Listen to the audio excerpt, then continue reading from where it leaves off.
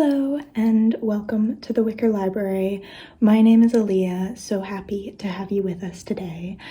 Today, my plan is to give you all a bunch of book recommendations as per usual, except this time I'm going to be recommending a book based off of a Studio Ghibli film. So these books to movie recommendations aren't exact. They kind of more encompass either a specific character dynamic that is in the film or a type of relationship or a vibe. So they're not to be used exactly. And if you like this Studio Ghibli film, it doesn't mean you will definitely like this book, but there's a connection in my mind, and so I'm hoping you all will see the connections as well and enjoy these book recommendations. So I would be a fraud if I did not start with my personal favorite Studio Ghibli film, which, to be fair, changes on the day you ask me. But one of my favorite films of all time is Howl's Moving Castle. And I grew up watching this. I grew up absolutely loving the dynamic, specifically between Howl and Sophie, the two main characters in this film, and just how Sophie is so grumpy, but like loving, and she loves to just clean, and like she's so me coded. That's all I gotta say.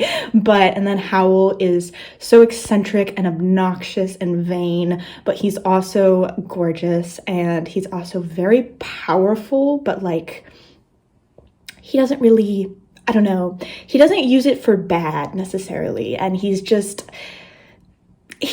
a vibe. I love Howl so much. And so the book I have to recommend for this movie, if you enjoy the dynamic between Howl and Sophie as much as me, you may enjoy Emily Wilde's Encyclopaedia of Faeries by Heather Fawcett. So this book has a lot of the cozy elements to cozy fantasy, to honestly Studio Ghibli films in general. I definitely see some connections there, but the reason I am recommending this book specifically for Howl's Moving Castle is because the main character, Emily Wilde, who I'll talk more about this book in a wrap-up. I read it very recently and I did enjoy it, but Emily is an interesting character to enjoy.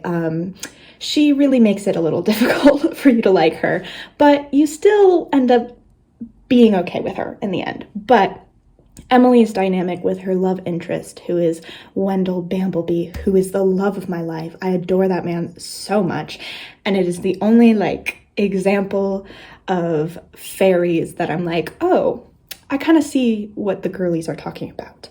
But yeah, Wendell and Emily's relationship dynamic is very similar to Howl and Sophie's dynamic, and there's like that grumpy, not quite sunshine dynamic. It's not really a grumpy sunshine trope, but Emily is honestly a little snot. She's really grumpy, but she's very particular about everything. And the love interest, Wendell, is very aware of this and loves to tease her, but like is very understanding, and they work together somehow. I don't know how, but they just do, and they're kind of perfect for each other. And I loved that dynamic so much. So if you liked Howl's Moving Castle, you should definitely at least try to pick up Emily Wilde's Encyclopaedia of Fairies. Okay. Next, we are going to talk about the movie Porco Rosso. This is definitely not one of my favorite Studio Ghibli films. I don't know. I didn't really much care for it. I watched it once, and usually I watch Studio Ghibli films a billion times. They're comfort movies for me. This was one where I watched it and I was like, okay, I'm like, I get the point. I get it. I don't really feel the need to rewatch it. But the book I have to recommend for this movie is one of my favorites of all times, and that is The Miracles of the Namiya General Store by Keigo Higashino.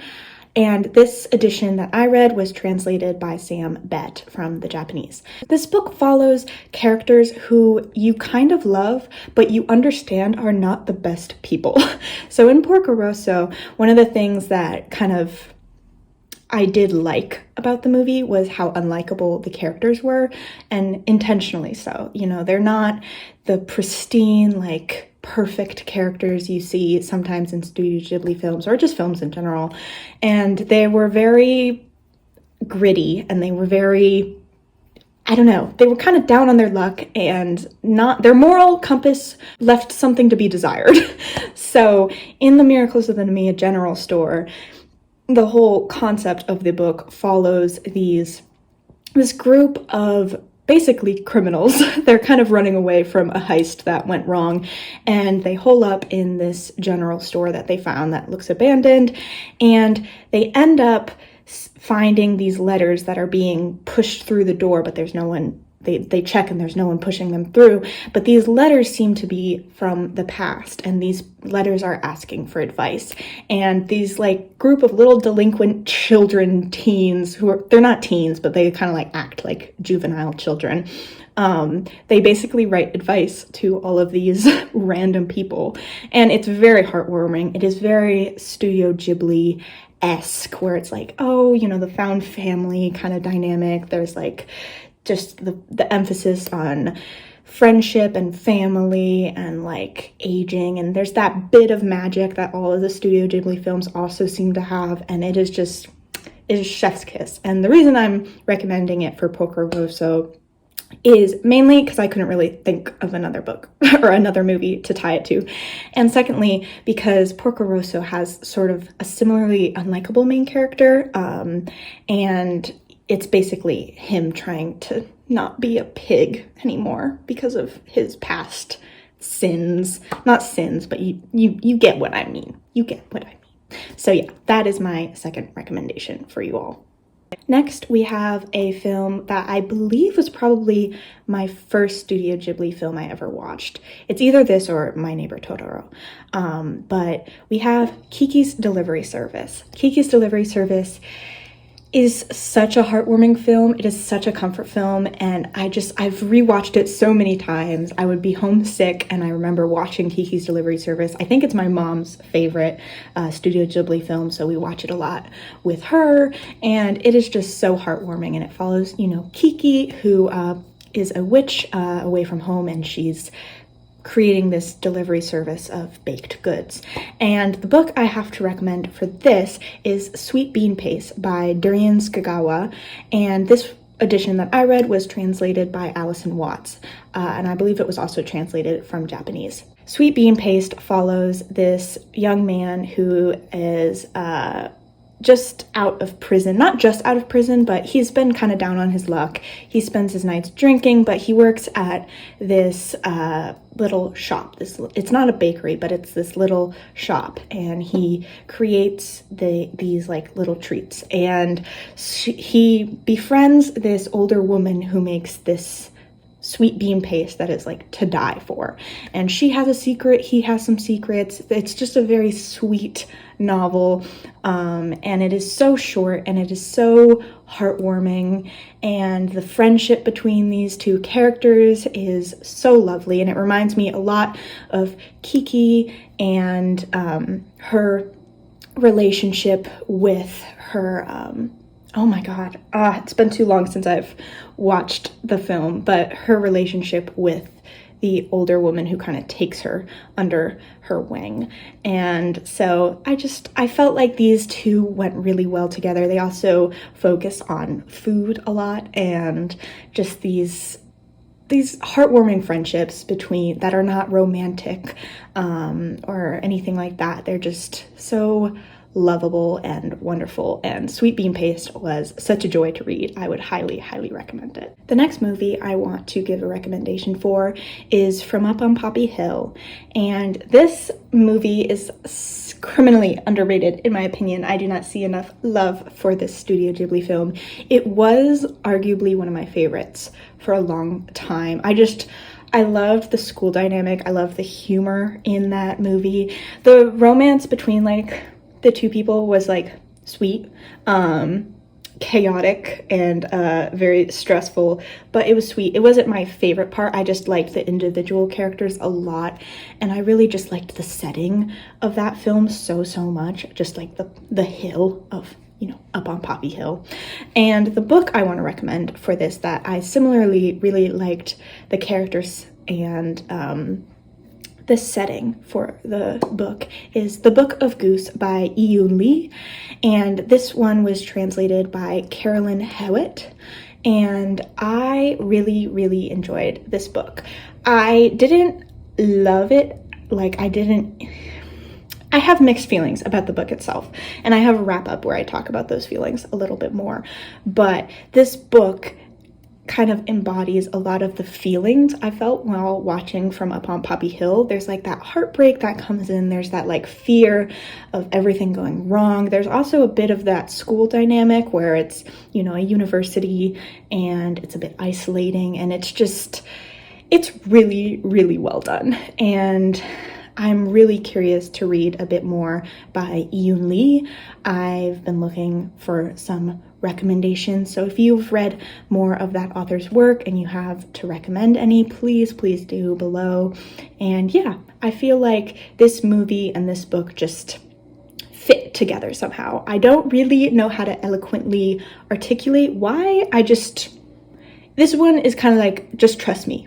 Okay, just trust me here. The next one I have for you all is the movie Ponyo, which is a cult classic, as it should be. Ponyo has been a favorite for me as well. Most of these movies are favorites, so I feel like it's a bit redundant to try and pick a favorite, which is technically Howl's Moving Castle, but like, what is a favorite movie at this point, you know? But Ponyo, if you enjoyed Ponyo and the friendships between Ponyo and Sosuke, I believe is the other character's name, and just kind of that ocean side town and like those little friendships and the beauty of the ocean specifically, you would probably really enjoy Lakelore by Anna Marie McLemore. This book I loved so much. It was so endearing. It was so sweet. The romance between the two characters was magnificent. The representation was so heartwarming, and the characters were so wonderful, and I felt the need to recommend it. And when I saw Ponyo was one of the movies I wanted to recommend a book for, I knew that it just fit. And if you enjoyed the kind of friendship to maybe more questionable, because they're kind of, you know, they're just kids, thing happening with Ponyo, where it's just like they care so much about each other, you would probably really enjoy the dynamic in Lakelore between the two main characters there. And also the setting of Lakelore is technically by a lake. It's not actually by the ocean, so it's a little bit of a cheat, but it is a wonderful book, and it's a wonderful film, so they work together. The next movie is, of course, I have to mention Spirited Away, and Spirited Away connects very well, and this connection has been talked about before. I'm pretty sure it might be even in the blurb of this book, but I want to recommend The Girl Who Fell Beneath the Sea by Axie. This book, first off, has a gorgeous cover. I was lucky enough to receive an ARC of it of a while back, obviously before it was published. It's been out now for I think it might even be in paperback. I don't know about that, but I did enjoy a lot of aspects of this book until it turned into like a romance, and the romance didn't make sense to me, and I really hate when there's this like forced relationship dynamic that like doesn't really need to be there. Like, it makes more sense for people to be friends, and I don't want to talk about that. But the book itself and the setting and the events and the plot are very similar to Spirited Away, and not in a rip-off way. It's just very inspired by kind of that magical world and that mythology, and just Spirited Away has like that idea of like going into this other world that's different to you. And in The Girl Who Fell Beneath the Sea, she quite literally falls beneath the sea into this spirit world. And similar to Spirited Away, the main character, who is actually similarly obnoxious, she finds herself in this world of spirits as well.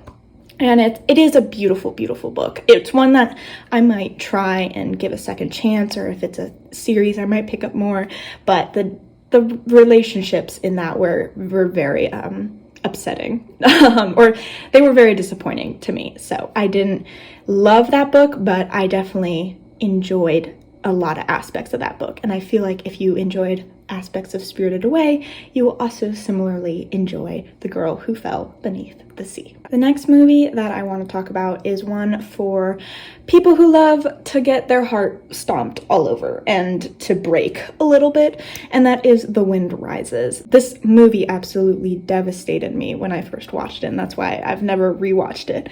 But the book I have to recommend for The Wind Rises fans is the summer book by Tove Jansson, and the edition I read was translated by Thomas Teal.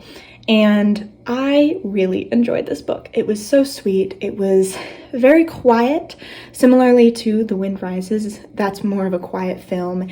And The Wind Rises focuses on like a romantic relationship, but the summer book focuses on this relationship between granddaughter and grandma. And it is beautiful. It is a little bit just devastating, even though you kind of know from the beginning what may happen in the end.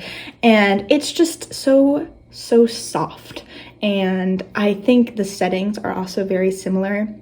There's like this windy kind of hilly area, and the summer book takes place on this like little island at sea, and it's just, the vibes match perfectly with this movie and this book. And so if you enjoyed The Wind Rises, I highly recommend the summer book. Next we have My Neighbor Totoro. I absolutely adore this movie so much. It is endlessly rewatchable, and it just was such a core part of my childhood and growing up.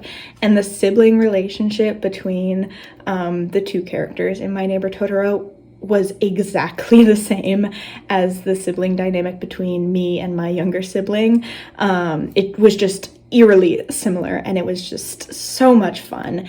And the book I have to recommend for this one doesn't actually have that sibling relationship going on, but it has similar energy with like the little creatures and like the little spirits that are around, and like going on little travels and adventures. And that is A Snake Falls to Earth by one of my favorite authors, Darcy Little Badger. The vibes of this book are mainly what I'm matching to My Neighbor Totoro. The plot is not very similar.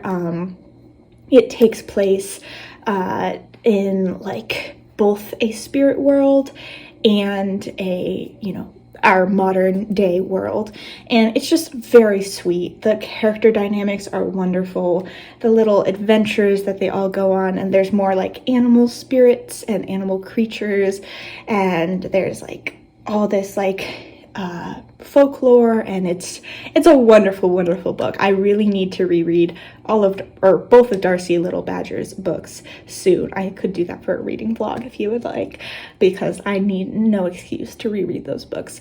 But A Snake Falls to Earth, I think, would be great for My Neighbor Totoro lovers. We are arriving at my final movie to book recommendation, is Princess Mononoke. I have adored this movie for so long, and I've only watched it beginning to end like once. Other times I always like stop, or I always like get distracted. It's a very long movie, but it is so beautiful and masterfully told, and it is just, I love it so much. And the book I have to recommend is Burning Roses by S.L. Huang, and I read this book a while ago, so I don't really remember it, but I do remember enjoying it. I do remember closing it and kind of forgetting everything about it.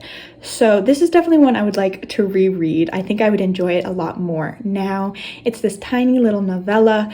It's also, I believe, a bit of a retelling of certain fairy tales such as Red Riding Hood, and I think there's some other fairy tales in there as well, but it's these older like heroes, these warriors who just want to be retired and they go on some final little adventures to kind of get to that stage. And it's sapphic and it's wonderful, it's lovely. But the reason I compare it with Princess Mononoke is because that movie has such strong female characters, and even when they're the bad guy, even when they're the good guy, like you just admire them so much. And I just feel like Burning Roses fits that energy of like badass, strong women warriors. And yeah, I believe there's also some, if I'm remembering correctly, there's also some like animal creatures as well. So similarly to Princess Mononoke with all the wolves and everything and like the forest spirits, it's just, it makes sense. So if you really enjoyed that film, I do highly recommend picking up Burning Roses. So those are all movie to book recommendations. If you all have any books at all that fit Studio Ghibli energy or Studio Ghibli themes, please do let me know in the comments. I would love to hear your recommendations. And yeah, thank you so much for watching. Feel free to like, comment, etc. Subscribe if you haven't already, all those fun little things, and I will see you all in the next video.